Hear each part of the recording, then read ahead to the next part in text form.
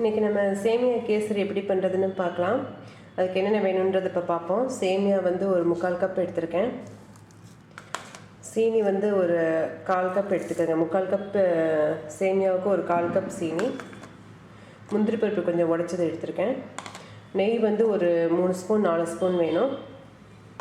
இது வந்து கொஞ்சம் கலர் கேசரி கலர். தண்ணி வந்து 3/4 கப் சேமியாவுக்கு வந்து 1 கப் தண்ணி எடுத்திருக்கேன். அது ஃபுல்லாக 1 கப் தண்ணி எடுத்திருக்கேன். இப்போ எப்படி பண்ணுறதுன்னு பார்ப்போம். ஒரு பக்கெட்டு தண்ணி கொதிக்க வச்சுக்கோங்க.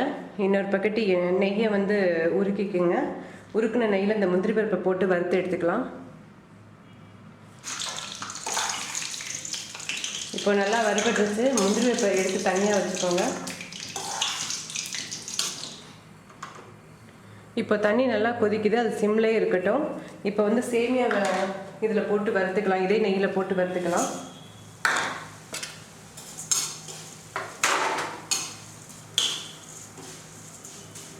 சிம்மில் வச்சு வறுக்கணும்.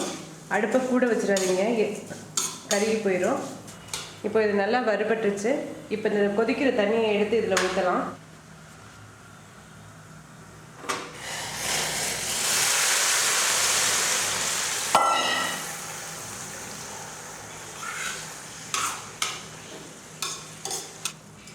இது கொஞ்ச நேரம் இந்த தண்ணியிலே வேகட்டும்.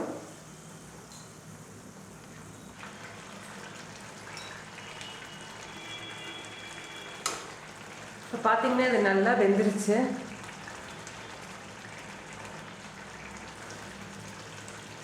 இப்போ வந்து கொஞ்சம் ஏலக்காய் தூள் போட்டுக்கோங்க. ஏலக்காய் தூள் வந்து நான் இன்க்ரீடியன்ஸை சொல்லலை, காமிக்கலை. ஒரு பிஞ்சளவு ஏலக்காய் தூள் போட்டுக்கோங்க.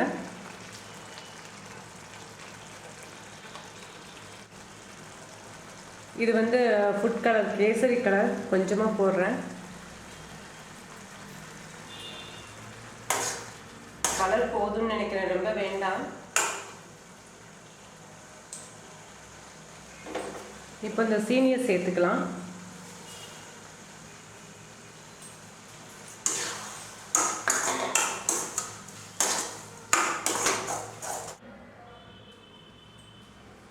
இப்போ வந்து இந்த பக்கத்தில் நீங்கள் இறக்கிடலாம். நல்லா கேசரி வந்து நல்லா ஆறுனதுக்கப்புறம் இன்னும் கொஞ்சம் கெட்டியாகும். அதனால் நீங்கள் இப்போயே அமர்த்திடுங்க. பாருங்கள், இந்த பக்கத்தில் இருக்கணும். இப்போ முந்திரி பருப்பை போட்டுருவோம்.